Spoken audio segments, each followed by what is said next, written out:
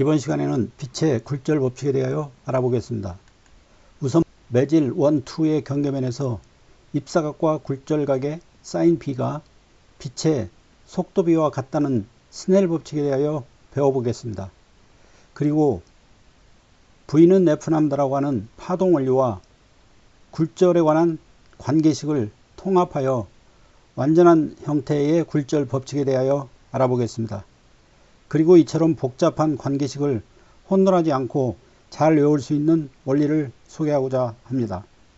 이번 강의를 이해하면 고교 과정이나 대학 과정뿐만 아니라 현업에서 다루는 빛의 굴절에 대한 자신감이 한층 더해질 것으로 기대합니다.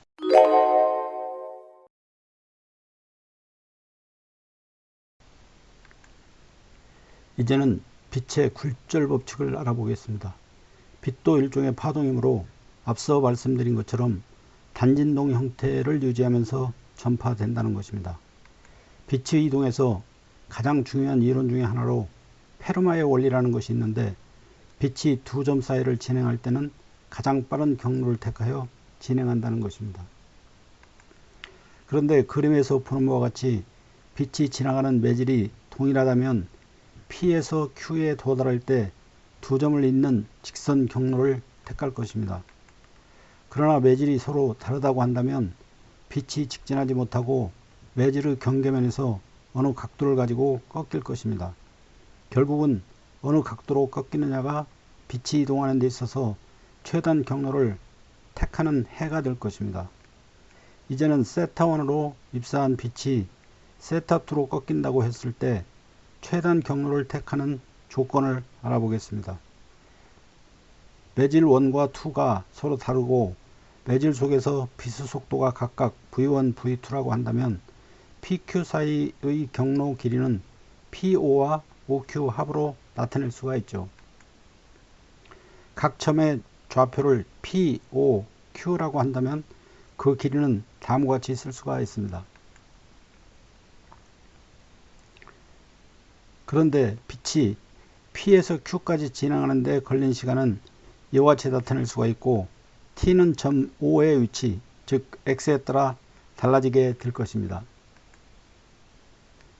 시간 T가 최소가 되는 점 O의 위치를 구하기 위해서는 시간 T를 위치좌표 X로 미분하여 도함수가 0이 되는 X값을 찾으면 됩니다. dX분의 dt를 구해보면 아래 식과 같이 나오게 됩니다. 이 값들을 도형에서 기하학적으로 따져보면 첫째 항에서 V1을 제외한 분수값이 sin 세타1이 되고, 마찬가지로 두 번째 항에서도 V2를 제외한 분수값이 sin 세타2가 되어서 정리하여 간단히 하면은 이와 같이 쓸 수가 있습니다. 이것을 그 유명한 스넬 법칙이라고 합니다. 이 식을 분석해보면 서로 다른 매질 속을 빛이 진행할 때 세타1, 세타2를 각각 입사각과 굴절각이라고 한다면 각도의 사인 B가 속력의 B와 같다는 것입니다. 거꾸로 말하면 매질 2에서 진행 속력이 느리다는 것은 꺾여 있는 각도가 작다고 말하고 있는 것입니다. 빛의 굴절 법칙을 완전하게 이해하기 위해서 문제를 하나 풀어보도록 하겠습니다. 오른쪽 그림은 매질 1과 매질 2를 빛이 통과할 때 진행 경로를 나타내는 것이고, 문제는 파장의 B가 얼마인지를 알아보는 것입니다. 여기서 입사각은 45도이고 굴절각은 30도가 되겠습니다. 이 문제를 풀면 우리는 파동원리, 즉 속도 V는 F남다라고 하는 사실과 스넬 법칙, 즉 굴절각과 속도와의 관계식으로부터 답을 알 수가 있습니다. 입사각과 굴절각을 맨 아래식에 대입하면 파장 B는 루트 2가 됨을 알 수가 있습니다. 여기서 우리가 짚고 넘어가야 할 것은 굴절각이 입사각보다 작아진다는 것은 빛이 매질 2에서 속력이 느려진다는 것이고, 속력이 느려진다는 것은 빛의 진동수는 일정하므로 V는 F남다로부터 파장도 그만큼 작아진다는 것으로 해석할 수가 있습니다. 한편 좀 더 직관적으로 생각하면 굴절각이 작다는 것은 이 물질 안에 뭔가 가득 차서 빛이 진행하는데 방해 요소가 되고, 그렇기 때문에 속력이 느려지고, 속력이 느려지면 진동수는 불변이므로 파장이 그만큼 작아진다고 이해하면 되겠습니다. 이제는 빛의 굴절에 관한 스넬 법칙의 파동 원리와 굴절률을 적용하여 굴절 법칙을 완성해 보도록 하겠습니다. 잘 아시는 것처럼 스넬 법칙은 입사각과 굴절각은 속도와 관련되어 있다는 것이죠. 이것은 일종의 기본형이라고 할 수가 있습니다.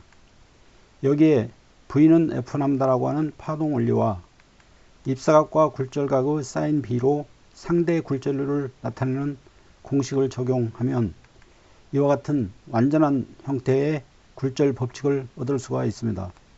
여기서 몇 개의 매개 변수 N12, N1, N2가 추가되어 복잡하게 표현되는데, N1과 N2는 각 매질의 진공에 대한 절대 굴절률이고, N12는 매질 1에 대한 매질 2의 상대 굴절률이라고 합니다. 완성형 굴절 법칙의 공식을 살펴보면 분수식의 기호 첨자 배열 1, 2가 위에서 아래로 일관성 있게 나타나는 것을 볼 수가 있습니다.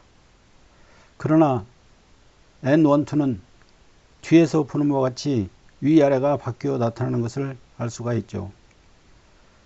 그 다음에 굴절각이 법선에 가깝게 꺾였다면 밀한 매질을 통과한 것이고, 상대 굴절률이 1보다 크다는 것을 알 수가 있고, 사인 B도 1보다 크게 되는 것입니다. 이제는 굴절 법칙을 이해하기 위해 문제 하나를 더 풀어보도록 하겠습니다.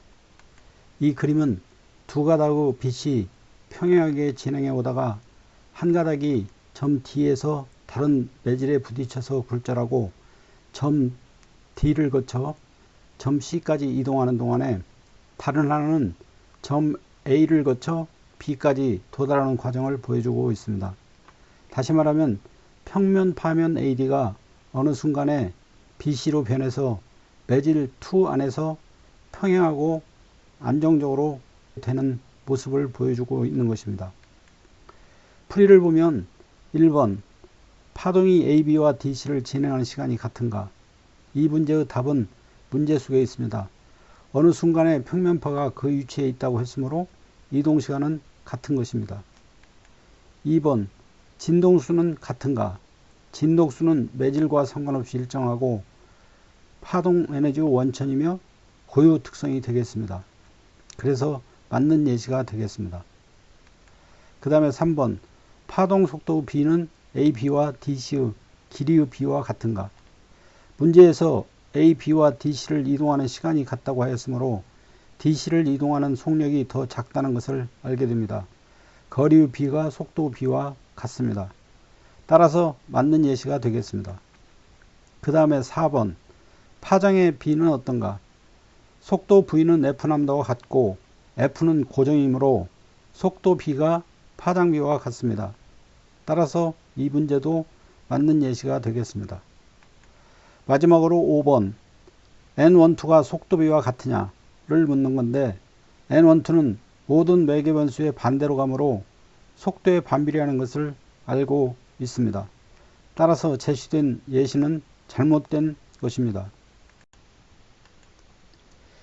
지금까지 살펴본 내용을 정리하면 아래와 같습니다. 빛이 서로 다른 매질 1, 2를 통과할 때 다음과 같은 스넬 법칙과 파동 원리를 통합한 굴절 법칙이 성립합니다. 여기서 분수식의 기호첨자 배열 1, 2가 차례대로 일관성 있게 나타난다는 것을 알 수가 있습니다. 다시 말하면 사인 B가 속력 B나 파장 B와 같다는 사실을 알 수가 있습니다. 또 한 가지는 굴절각이 작다면 상대 굴절률 N12는 1보다 큰 것을 알 수가 있습니다. 다시 말하면 절대 굴절률 N2가 N1보다 크게 되므로 밀한 매질 속을 통과한 것이 되는 것입니다. 그 결과로 밀한 매질 속에서는 빛의 속력과 파장이 작아진다는 그런 사실도 함께 알 수가 있겠습니다. 이상으로 강의를 마치겠습니다. 앞으로 여러분들이 많은 것을 이해하고 이와 관련된 응용 문제들을 잘 해결하기를 기원합니다. 감사합니다.